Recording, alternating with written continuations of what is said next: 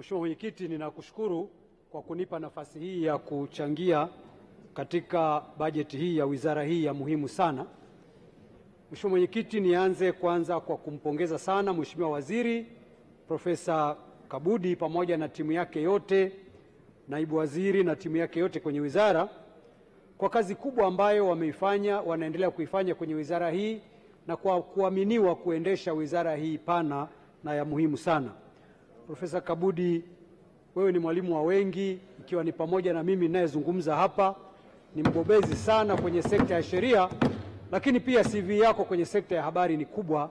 Ninaamini kabisa kwamba ukisaidiwa sasa hapo na naibu waziri kijana ambaye kazi iko kwenye damu yake, basi tutapasua anga, tutakwenda vizuri. Mungu awaongoze.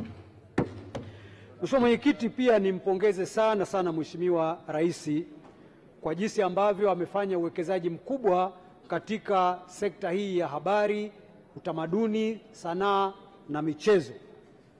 Hata tunavyoona sekta binafsi, kuna watu wengi, wafanyabiashara wakubwa ambao wameingiza mitaji yao hapo, sio kwa sababu nyingine, wanavutwa na wanakuwa na imani kwa kuona kwamba Mheshimiwa Rais mwenyewe yuko mstari wa mbele katika hili. Kwa hiyo yote haya mafanikio yanatokana na yeye mwenyewe.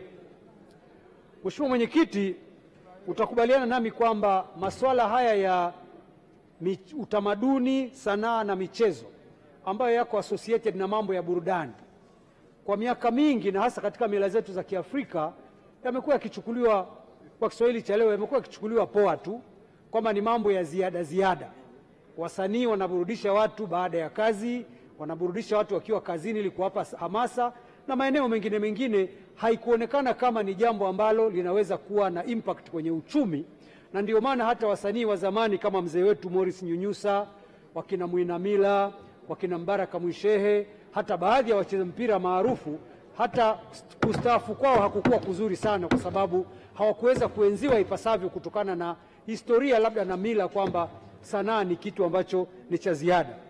Lakini sasa kwa kuwa imedhihirika kwamba sanaa ndio soft power ya nchi na kila kitu sasa hivi kinakwenda soft, na wana mchango mkubwa sana katika uchumi wa nchi na katika kuibrand nchi, kujenga taswira ya nchi kwa dunia nzima, basi upo umuhimu mkubwa wa serikali ikiwakilishwa na wizara hii kuhakikisha kwamba inaweka mifumo mizuri zaidi ya kisheria na kitaasisi ili kuwalinda wasanii, kuwalea, kuwawezesha hasa katika maeneo ya mitaji na elimu ya kazi yao, ili sasa waweze kufanya kazi yao vizuri. Kwa maneno mengine, tunahitaji uwekezaji.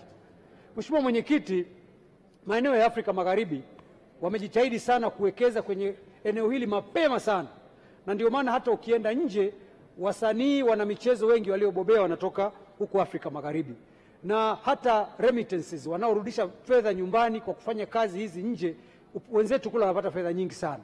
Tazama sisi kwetu, kwa mfano kijana wetu Mgwana Samata, jinsi ambavyo anatuwakilisha vizuri, na nina hakika kuna kipato ambacho kinarudi nchini. Tunahitaji kuwa nao wengi, na hatuwezi kuwa nao wengi kama hatutawekeza vizuri na kwa nguvu sana.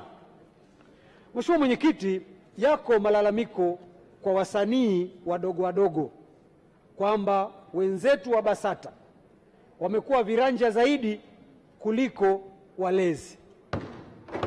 Ile sheria namba 23 ya mwaka 84 pamoja na kanuni zake imewapa mamlaka ambayo wasanii wadogo wanaona kwamba yanatumika kama fimbo zaidi kuliko kuwalea. Kosa dogo sana lina faini kubwa, na mengine yanapelekwa kuwa makosa ya jinai na hata kuharibia kuharibia rekodi zao hawa wasanii, badala kwamba mengine ni ya kupewa elimu tu. Mtu anaanza kufanya michezo yake hapa kwa kutumia makopo yake ya pale nyumbani, anatakiwa kuelimishwa na kuendelezwa, sio kupewa kosa la jinai kwa vile eti hajajisajili. Huwezi kuanza kukimbia kabla hujatembea, Mheshimiwa Mwenyekiti. Kwa hiyo tunachoomba ni kwamba BASATA itengeneze vyanzo vingine vya mapato, isitegemee sana hizi faini na tozo na kadhalika. Kazi yao ni kubwa, wana uwezekano mkubwa sana wa kupata mapato, lakini bado wakaendelea kuwalea hawa wasanii wadogo ili waweze kukua na kufikia level ambazo kwa kweli tunazihitaji. na hilo linahitaji tu mfumo wa kitaasisi na marekebisho ya sheria na kanuni zile zitengenezwe vizuri ili ziwasaidie hawa vijana waweze kukua zaidi. Mheshimiwa Mwenyekiti, upande wa michezo hasa mpira wa miguu tunaipongeza sana serikali. Mheshimiwa Rais kwa kweli amekuwa champion, na mimi naungana kabisa na wenzangu waliotangulia, Mheshimiwa Ndulane na dada yangu Mariam Kisangi pale, kwamba kwa kweli ipo haja ya Mheshimiwa Rais kupewa tuzo kama mwanamichezo, kama mwanasanaa, kama mwanautamaduni namba moja. Iko haja kabisa ya kufikiria namna ya kufanya hivyo kwa namna nzuri, kwa sababu amefanya kazi nzuri sana. Mheshimiwa Mwenyekiti, lakini nikija kwenye jimbo langu la Mwanga, Mheshimiwa Mwenyekiti, jiografia ya mkoa wa Kilimanjaro, wilaya za Same na Mwanga zinabeba 60% ya mkoa wa Kilimanjaro.